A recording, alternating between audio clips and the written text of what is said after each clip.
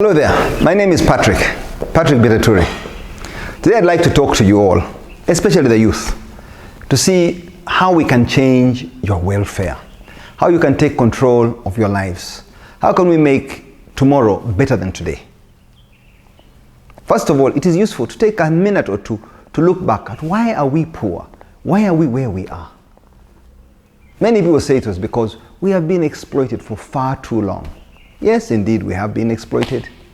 Slave trade began almost 600 years ago when some Portuguese guys were sailing and came to Sierra Leone or thereabouts. So these young black guys running around, not without any purpose. And we were vulnerable. They took advantage of us.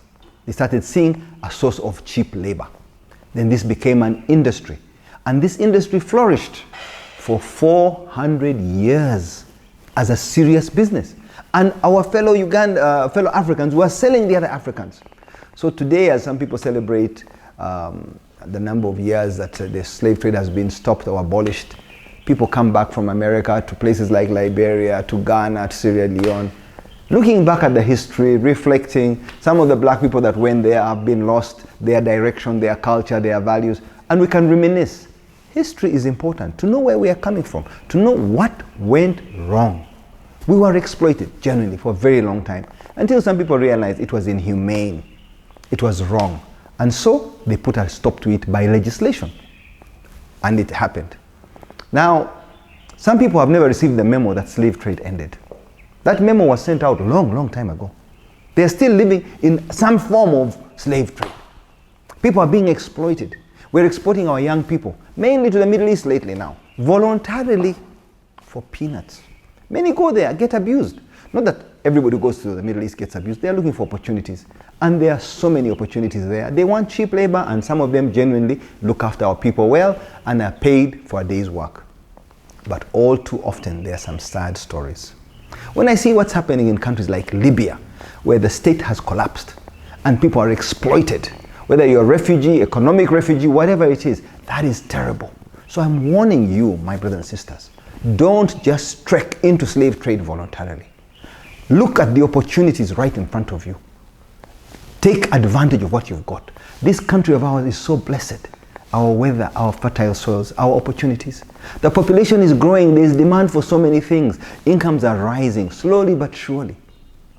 Indeed, our GDP per capita was about $600 about 50 years ago. And today, where our population has grown fourfold, it is still $700 or $600.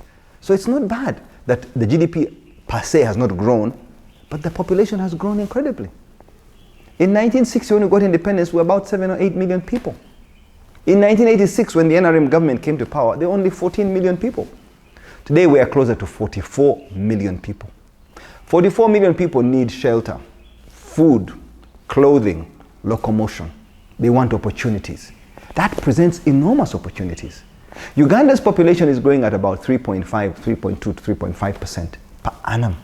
That is a scary number. One of the fastest growing populations in the world. In the year 2050, we'll probably be 100 million people. In the year 2100, we shall be 200 million people. Now that is scary, because that will put an enormous amount of pressure on our limited infrastructure, our roads, our schools, our health services, our judiciary, the police, the army. How will we manage to live in an organized manner when we are producing so many children and not creating value for them, not creating jobs for them, not showing them the opportunities? We've got to turn this demographic bulge into a dividend, or else it will be a disaster. I say D because either way, it is a dividend or a disaster. That's why I say D2. There are two Ds in this case. So we need to make sure we refocus our efforts on making sure we do things and show the young people the way to go. Now, we don't want everybody becoming a border rider. These are motorcycle riders. We don't want everybody selling muchomo, meat on a stick, and trying to get it somewhere because that is food. Yes, it's a great start. But we've always thought, and has been said, education is one straight line from poverty to a reasonable income, to having some wealth, to having some dignity. So the government has embarked on a program of universal education for everybody, whether you pay for it or not. The quality may not be right. They first focused on the numbers. Let's get everybody going. Then they shall deal with the quality.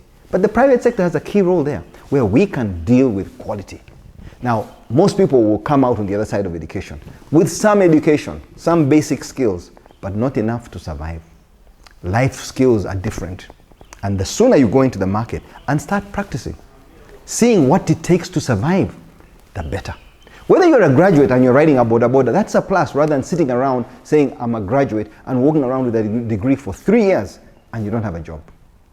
You only have yourself to blame. Get out there and do something. The market is big. Young people are coming up. Everybody wants something or the other.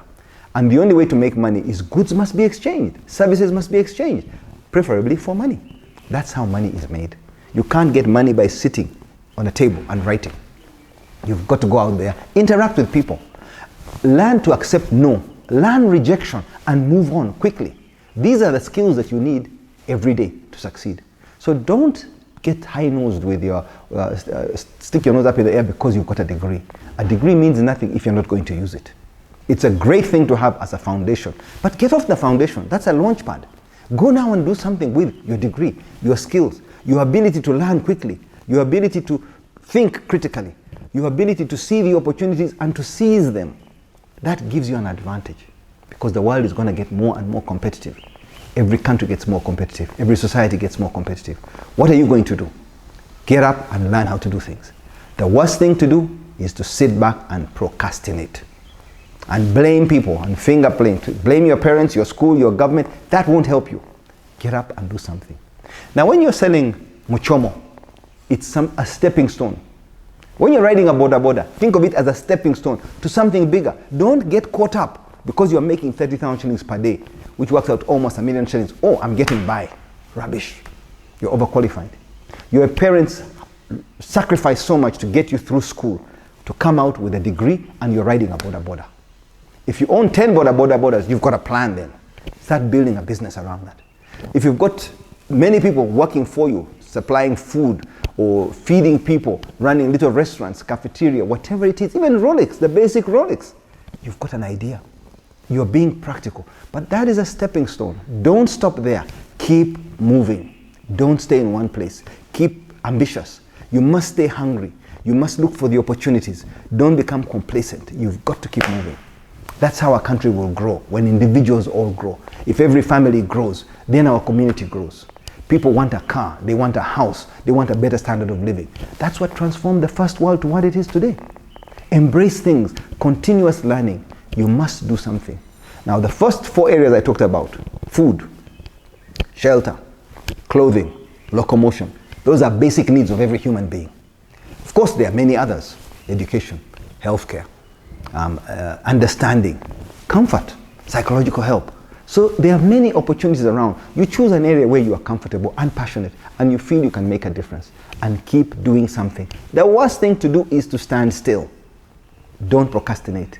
Keep moving.